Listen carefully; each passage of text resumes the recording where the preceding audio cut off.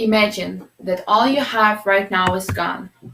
Your house, your money, your job and car, most of your clothing, and all other possessions you have. You are forced to live on the streets, a small hut, or you might be lucky and be able to rent a small apartment in a bad neighborhood. Every day you wake up and are trying to do your best to get the money to survive that day. You might have a job, but it doesn't pay much. You are wondering, how am I going to pay my rent? But more importantly, how am I going to get my food today? Right now, nearly half of the world's population, more than 3 billion people, live on less than $2.50 a day, and more than 1.3 billion live in extreme poverty on less than $1.25 a day. Where I live, in the Dominican Republic, more than a third of the population lives on less than $1.25 a day, and over 20% of the country lived in extreme poverty. Since I moved to the Dominican Republic and saw poverty around me every day, I started to wonder, why are those people poor? What holds them back? Why aren't they investing in their future? I started to investigate this and came upon two opposing views of the causes of poverty. Is it because of the circumstances they live in or the choices they make? I am going to walk you through both of these views. Let's start with the first side of the controversy, where education, criminal justice system, and payment are the most important circumstances that cause poverty.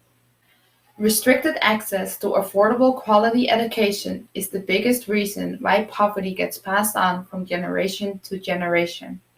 420 million people will be lifted out of poverty by providing secondary education. This means that it will reduce the number of poor people worldwide by more than half. Further, one extra year of schooling increases an individual's earnings by up to 10%. Children of educated mothers are more likely to be vaccinated, and maternal deaths will be reduced by two-thirds, saving 189,000 lives a year.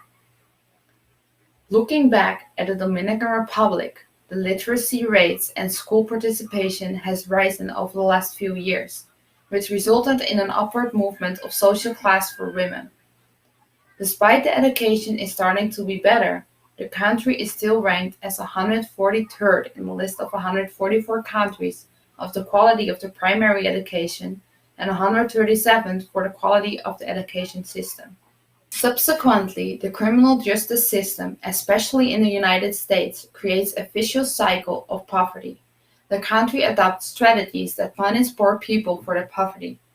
Right now in America, 10 million people, representing two-thirds of all current and former offenders in the country, owe governments a total of $15 billion in accumulated fines, fees, and other impositions. The result of this is that poor people lose their liberty and often lose their jobs. They may lose custody of their children and may even lose their right to vote.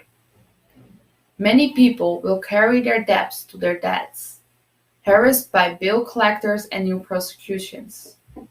Further, there is a heavier police presence in poor black neighborhoods than in rich white neighborhoods.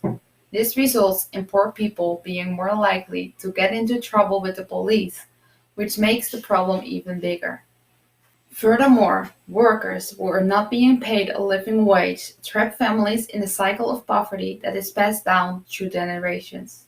A living wage means that working people can earn enough money to pay for all the daily and monthly expenses, and have some left to invest in their own or their children's future. Low-paid workers who are never able to earn enough to meet their basic needs are caught in a poverty trap where the combination of insecurity, low pay, and long working hours prevents them from participating fully in family and community life. People working for a salary below living wage are deprived of the freedom to make choices about their own lives. Let's move to the next perspective. People are poor because they have children at a young age, are not taking care of one's health, and are not saving nor spending their money wisely. People who choose to get children at a young age, especially when being a teenager, are more likely to become or stay poor.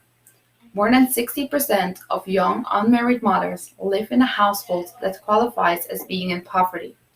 Because being a teen mother means having less access to educational programs, which ultimately affects their ability to provide later on in life, as the median income for those who dropped out of high school has decreased by 28%.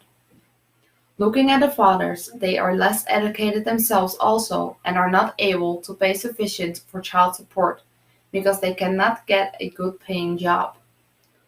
Further, most relationships around those ages are not likely to last, leaving the mother alone to take care of her child. Secondly, people in poverty are likely to show behavioral risk factors according to health, resulting in higher medical costs in the future. People in families that earn less than $35,000 a year are 3 times more likely to smoke as those in families with an annual income of more than $100,000. Furthermore, low-income communities tend to have higher rates of obesity and chronic disease. This is due to the lack of access to fresh food. They tend to go to fast food restaurants more often and not do a lot of physical activities. Lastly, poverty is caused when people are not willing to save or spend their money wisely.